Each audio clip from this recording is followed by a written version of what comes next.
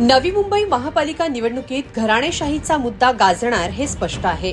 भाजपच्या गणेश नाईकांवर शिंदे सेनेकडून घराणेशाहीचा आरोप झाला, पण आता याच शिंदे सेनेला घराणेशाहीचंच ग्रहण लागलंय।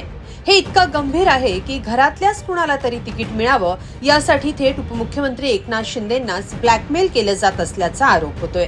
नवी मुंबई महापालिका निवडणुकीसाठी नेमकं काय घडतंय सविस्तर पाहूया या व्हिडिओतून। राज्यात महापालिका निवडणुकांची धामधूम सुरू झाली आहे, तशी तिकीट वाटपावरून नाराजी, वादही समोर येत आहेत।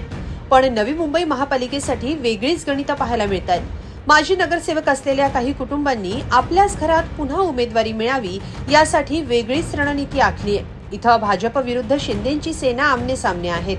यात भाजपचे मंत्री आणि नेते गणेश नाईक यांच्यावर घराणेशाहीचा आरोप होत असताना आता शिंदेंच्या सेनेलाही त्याच वाटेवर जाण्यासाठी हतबल केले जात आहे का असं चित्र आहे।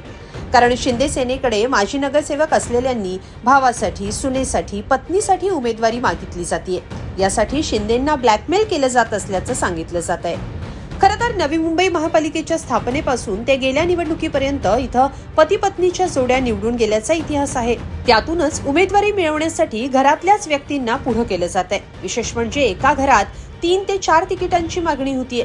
यावर शिंदेंना ब्लॅकमेल केलं जात आहे का आणि हा आरोप का केला जातोय ते पाहणार आहोत। त्याआधी पाहूया कोणते नगरसेवक किती तिकिटांसाठी आग्रही आहेत। शिवराम पाटील यांच्या घरात 2 माजी नगरसेवक आहेत। त्यांनी आता 4 जणांसाठी उमेदवारी मागितली आहे। प्रशांत पाटील यांच्या घरात 2 माजी नगरसेवक आहेत।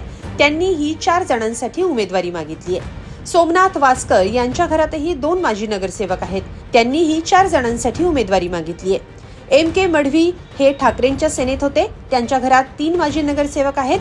त्यांनी आता शिंदेंकडे 4 जणांसाठी उमेदवारी मागितली आहे। अविनाश लाड यांच्या घरात 1 माजी नगरसेवक आहे। त्यांनी शिंदे सेनेकडे 2 जणांसाठी उमेदवारी मागितली आहे। म्हणजे ज्यांच्या घरात आधी नगरसेवक जिंकून आलेत त्यांनीच पुन्हा तिकीट द्या अशी मागणी केली आहे। त्यामुळे शिंदे सेना अडचणीत आली आहे। नुकतेच ठाकरेंच्या सेनेतून शिंदेंकडे आलेले हे माजी नगरसेवक काय म्हणतात पहा।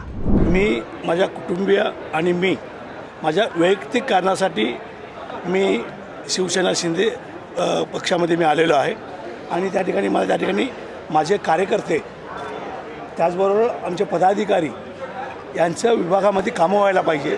आणि महत्त्वाचं सर्वात की मी माझ्या परिवारासाठी आणि माझ्या कुटुंबियांसाठी व्यक्तिगत कारणामुळे मी सन्माननीय शिवसेना प्रमुख एकनाथजी शिंदेसाहेब यांच्या पक्षामध्ये मी या ठिकाणी प्रवेश केलेला आहे आणि त्यांच्या मार्गदर्शनाने मी काम करणार आहे। याच घराणेशाहीवर शिंदेंच्या शिवसेनेचे जिल्हाध्यक्ष द्वारकानाथ भोईर यांनी सुनावलंय। 4 तिकीटं मागणाऱ्या माजी नगरसेवकांना भोईर यांनी घरचा आहेर दिलाय। 4 तिकीटं हवीत म्हणून ते ब्लॅकमेल करत असतील, त्यांनी स्वतःच्या हिमतीवर 4 जण अपक्ष निवडून आणावेत असा खोचक सल्ला भोईर यांनी दिलाय।